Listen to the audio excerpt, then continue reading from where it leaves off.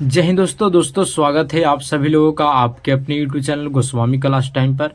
दोस्तों उम्मीद करेंगे कि आप लोग बढ़िया होंगे, मस्त होंगे, स्वस्थ होंगे और अपने पढ़ाई में अच्छे तरीक़ा से व्यस्त होंगे। तो दोस्तों आज की इस वीडियो में हम लोग क्लास 10th के जो हिंदी का जो सेंटअप एग्ज़ाम आपका हुआ था 2024 में दोस्तों, उसका सब्जेक्टिव क्वेश्चन जान लेते हैं कि कैसा हिंदी में सब्जेक्टिव क्वेश्चन पूछा गया था। इसके पहले हम लोग साइंस और मैथ का सब्जेक्टिव क्वेश्चन देख लिए थे कि कैसा कैसा सवाल जो है दोस्तों आपको एग्ज़ाम में पूछे गए हैं। तो आज की इस वीडियो में हम लोग सिर्फ हिंदी का सब्जेक्टिव क्वेश्चन देखेंगे कि कहाँ कहाँ से सब्जेक्टिव क्वेश्चन पूछे गए हैं, ठीक है। क्योंकि अगर आप सेंटअप एग्ज़ाम वाला सवाल को अच्छे तरीक़ा से देख लीजिएगा तो आपको फाइनल एग्ज़ाम में जो है दोस्तों अगर यही सवाल रहेगा तो आप आसानी से बना सकते हैं, ठीक है। तो चलिए इस वीडियो को शुरू करते हैं और जानते हैं कि कैसा कैसा सवाल आपको एग्ज़ाम में हिंदी में पूछा गया है, ठीक है। तो चलिए शुरू करते हैं।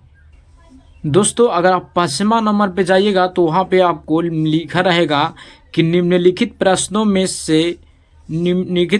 से किन्हीं 5 प्रश्नों के उत्तर प्रत्येक लगभग 20 से 30 शब्दों में दें। यानी यही होता है लघु उत्तरीय प्रश्न, जो आपको 10 गो रहेंगे उसमें से आपको 5 गो बनाना है और प्रत्येक सवाल जो है दोस्तों 2 नंबर का होता है, ठीक है। तो देखिए कैसा कैसा सवाल पूछे गए थे, कितना इजी।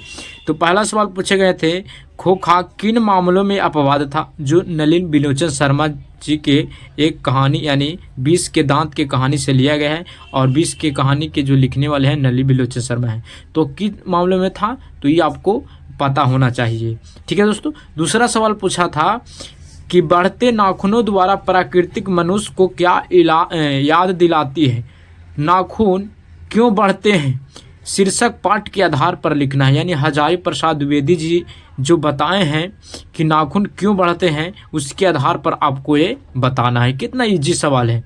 तीसरा सवाल पूछा था कि नागरिक को देवनागरी क्यों कहते हैं, लेखक गुणाकल मूल्य इस संबंध में क्या बतलाते हैं। आपको बताना है कि नागरिक को देवनागरी क्यों कहते हैं, ये गुणायक मूल्य जो बताए हैं उसको आपको लिखना है।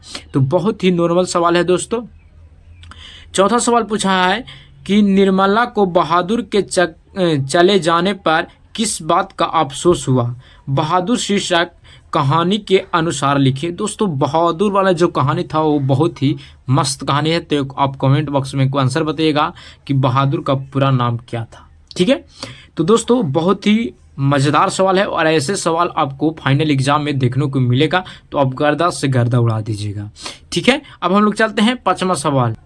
दोस्तों 5वां सवाल पूछा गया था कि मनुष्य की छाएं कहाँ और क्यों पड़ती है, हिरोशिमा शीर्षक कविता के अनुसार लिखना है। यानी हिरोशिमा जो पाठ जो है दोस्तों यानी कविता है, इसके अनुसार आपको बताना है कि मनुष्य की छाया कहाँ और क्यों पड़ती है। ये भी सवाल बहुत ही नॉर्मल है, मज़ेदार है और ऐसी सवाल जो है दोस्तों आपको एग्ज़ाम में देखने को ज़रूर मिलेगा, ठीक है।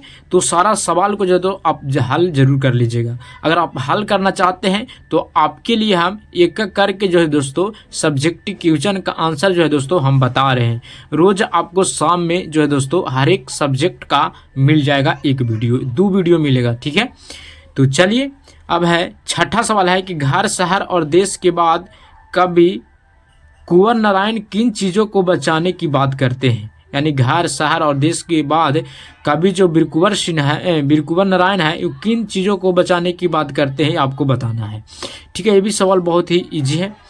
7वां सवाल है कि शानदार लबाद किसका गिर जाएगा और क्यों, मेरे बिना तू प्रभु शीर्षक कविता के अनुसार लिखना है, इसको बताना है, ठीक है। इसी के अनुसार जो इसमें बोला गया था उसी के बारे में आपको लिखना है, ठीक है। 8वां सवाल पूछा गया था कि कवि दिनकर किनके सिर पर मुकुट धरने की बात करते हैं और क्यों। यानी जो रामधारी सिंह दिनकर है वो कह रहे हैं कि किनके सिर पर मुकुट धरने की बात करते हैं और क्यों करते हैं, तो ये भी सवाल बहुत ही महत्वपूर्ण है। और इसमें से जो 10 गो सवाल है, इसमें से 2-3 गो सवाल जो है दोस्तों आपको फाइनल एग्जाम में देखने को जरूर मिलेगा। आप मिला लीजिएगा, आपका एग्जाम हो जाएगा तब। 9वां सवाल है कि रंगपा कौन था और वह मंगमा से क्या चाहता था। ये भी सवाल आपको वर्णिका 2 से है और वर्णिका 2 से भी सवाल आपको एग्जाम में एगो न एगो जरूर मिलेगा, 2 गो। ठीक है। 10वां नंबर सवाल पूछा गया है कि माँ मांगू को अस्पताल में क्यों भर्ती कराना नहीं चाहती थी। यानी कह रहा है कि माँ मांगू को अस्पताल में क्यों भर्ती कराना नहीं चाहती थी। ये भी सवाल बहुत ही महत्वपूर्ण है और इजी है। ठीक है। तो ये रहा 10 सवाल। आप 10 सवाल का हल जरूर कर लीजिएगा। अगर आप नहीं किए हैं तो हम करा रहे हैं, आप एक वीडियो के माध्यम से हम इसको 10 सवाल को आसान तरीका से, आसान भाषा में एक्सप्लेन करके आपको हम बताएंगे। ठीक है दोस्तों। तो दोस्तों अगर आपको ये वीडियो अच्छा लगा होगा तो वीडियो को लाइक कीजिएगा। अगर आप चैनल पर नए होंगे तो चैनल को सब्सक्राइब जरूर कीजिएगा। ठीक है, क्योंकि इस तरह का वीडियो आपको मिलता रहेगा। ठीक है, तो मिलते हैं अगले वीडियो में। जय हिंद, धन्यवाद।